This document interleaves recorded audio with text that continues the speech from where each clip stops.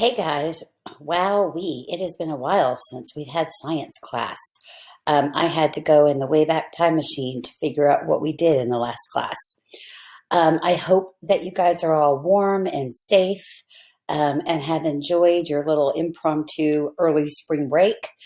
But now it's time to get back on track. So, to recap, last Wednesday and Thursday, before we had Ice Apocalypse 2021.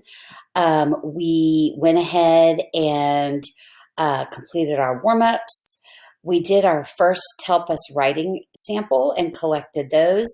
And then we reviewed for our test. We went through these learning targets, we went through the science journal, and then we did some Kahoots to help prepare for the test. So, just to kind of recap, the test that you'll have next is all about biomes, which is a group of ecosystems that have similar climates and organisms. We learned that all organisms have the same basic three needs, and that's food, water, shelter. Um, we learned that different biomes and ecosystems provide for those needs differently.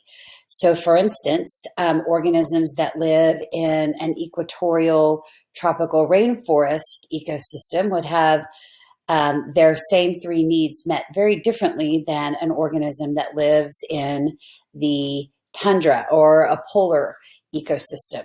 The needs are the same, but the way that the environments provide them is different.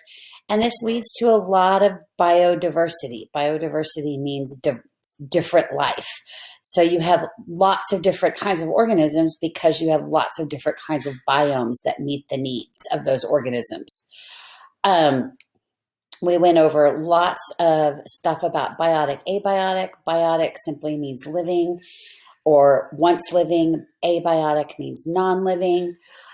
We talked a lot about the nature hikes that we went on and classified environmental factors into biotic and abiotic categories, really drilling down deep on how, yes, water is an abiotic category, but within that, the characteristics of the water, how deep is it, how much sunlight gets through it, how much sediment's in it, what is its temperature, is it moving or is it still? All of those are also abiotic factors. Biotic factors would be simply the food supply, the availability of biomass resources for shelters and things like that.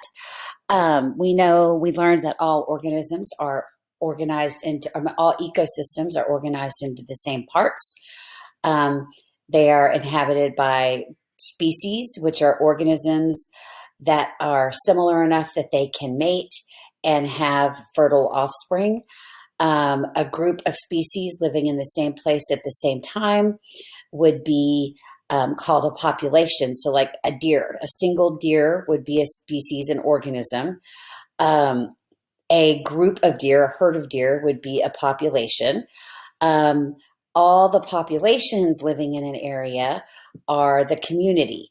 So, a community would be all of the living things, like all the deer, the grass, the trees, the ticks on the deer, the snakes in the grass, the insects in the grass, the birds in the trees, all the plants that the deer eat.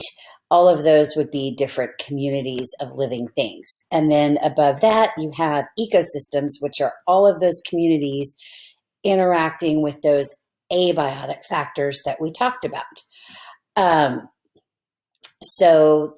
We've talked about how those resources that are necessary for survival, the food, water, shelter, organisms have to compete for them. And resources, the number of resources will keep a check on the population numbers. So that's what we were talking about the week before we had the snow apocalypse. And if you have any questions, please see your teacher.